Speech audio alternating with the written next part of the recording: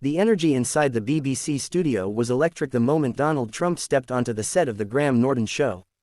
The crowd's reaction was unlike any the show had seen in years, half thunderous applause, half gasps of curiosity. Cameras flashed, lights glared, and Trump, dressed in his trademark navy suit and red tie, smiled broadly as he waved to the audience. He exuded confidence, the kind that came from decades of commanding attention, from boardrooms to rallies to the White House. But tonight, there was a different kind of tension in the air, something unpredictable, almost combustible. Graham Norton, sitting in his signature red chair with that knowing smirk, was ready. Known for his sharp wit and disarming charm, he had handled some of the world's most famous, and infamous, personalities.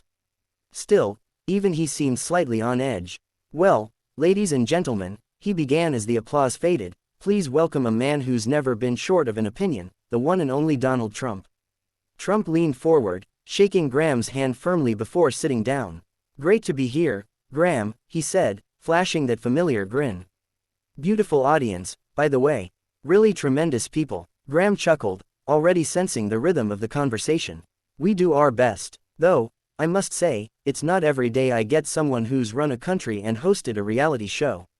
"Quite the resume." Trump nodded proudly. "I've done it all. Built an empire, won an election, wrote bestsellers. People say I'm one of the most successful businessmen and presidents in history. So yes, it's quite a resume." That earned a mix of applause and nervous laughter from the audience. Graham raised an eyebrow, clearly amused. "And modest too, I see." Trump laughed lightly. "Hey, when you've done what I've done, you don't need to be modest. You just tell the truth." From there, things started smoothly enough. Graham asked about Trump's time in office, his post-presidency projects, and his rumored media ventures. But as the discussion deepened, the tone began to shift. Graham's charm grew sharper, his humor edged toward provocation. "So," he said at one point, crossing his legs casually, "you've been known to share some rather colorful opinions online. Ever think of cutting back on the social media fireworks?" Trump's grin faltered. "People love what I say online. Millions of followers. It's called connecting with the people, something a lot of politicians, and probably a few talk show hosts, don't understand." The audience laughed nervously again. Graham leaned in, teasingly. "Oh, I think I connect just fine. I just don't usually get banned for it." The jab landed. The crowd erupted with laughter, but Trump didn't. His eyes narrowed slightly. "You know, Graham, that's the problem with these shows. You invite people on, pretend to be friendly, and then you throw cheap shots. That's not conversation, that's ambush." The room's energy changed instantly. The laughter died, replaced by a tense hush. Graham, ever the professional, kept smiling but softened his tone. "It's all in good fun, Mr. Trump. I tease everyone who sits here. You're not special in that regard, well, perhaps just a little." Trump didn't laugh. "I've been on hundreds of shows, Graham. I've dealt with tough interviewers. But I've never seen anyone so eager to turn everything into a joke. Maybe that's why your politicians don't take this country seriously anymore." The audience gasped. Graham's smile tightened, though he tried to play it off. "Well, you're certainly giving us a serious moment now." Trump leaned forward, voice rising slightly. "I came here to talk about success, about leadership, not to listen to some late-night comedian try to make himself look clever." For the first time, Graham looked unsettled. The other guests, Tom Hiddleston and Dua Lipa, sat awkwardly, glancing between the two men as the tension thickened. The audience, caught between shock and fascination, didn't dare laugh. Trying to recover, Graham quipped, "Come on, Mr. Trump, surely you can take a joke. You've roasted plenty of people yourself."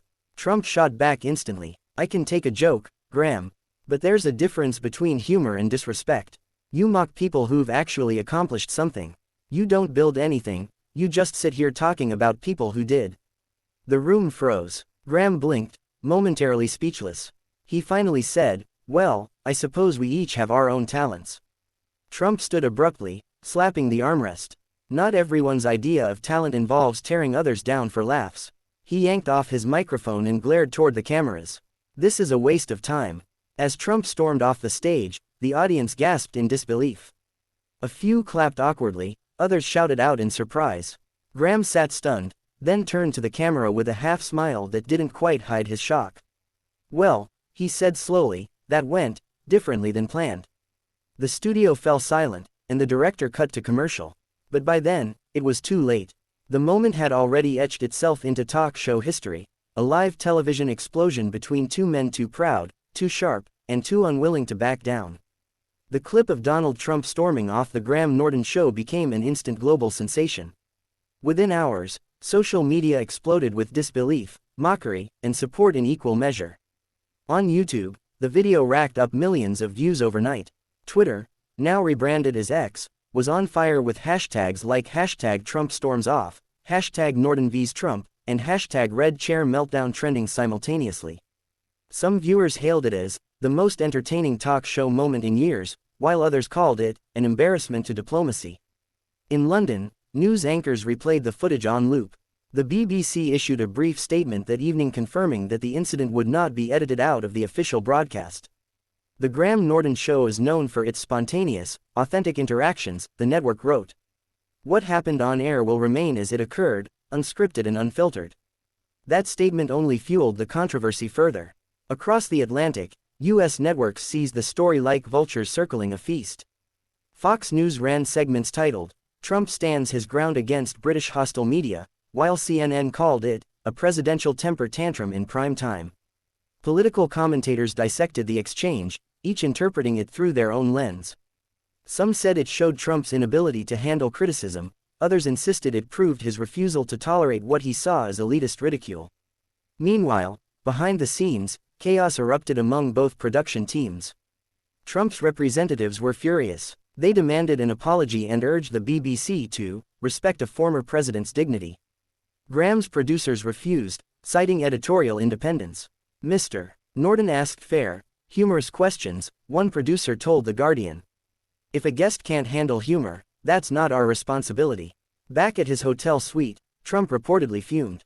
According to sources close to his team, he paced the room, replaying the moment on his tablet again and again.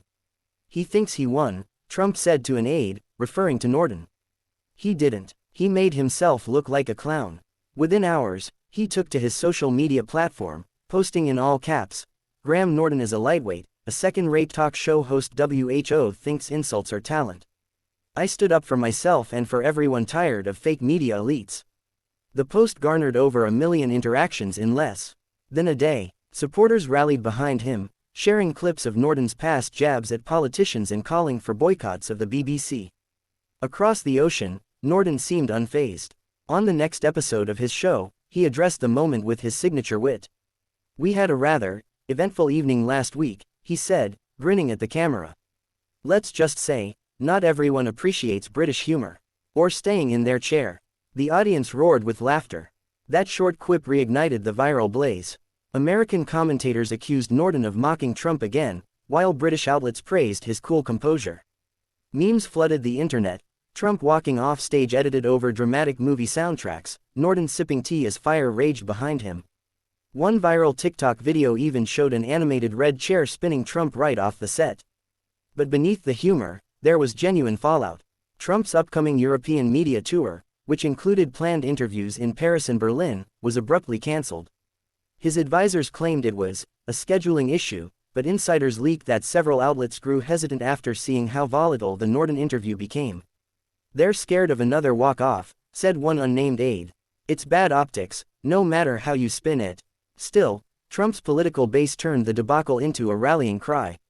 Conservative commentators in America argued that he had exposed the smugness of the European media, while some of his rivals mocked him for lacking restraint. The clash became an unlikely cultural moment, a collision between American bravado and British sarcasm that fascinated the world. For Graham Norton, the aftermath was career gold. The episode became the highest rated in the show's history, pulling in nearly twice the usual viewership. Invitations poured in for him to appear on American late-night programs to discuss the encounter. When asked on The Late Show with Stephen Colbert if he regretted anything, Graham simply smiled. "Regret? No. Though I do wish he'd stayed long enough for Tom Hiddleston to show him how to do a proper impression." The audience erupted in laughter once more. Trump, however, wasn't amused. In a rally weeks later, he brought up the incident again before a cheering crowd.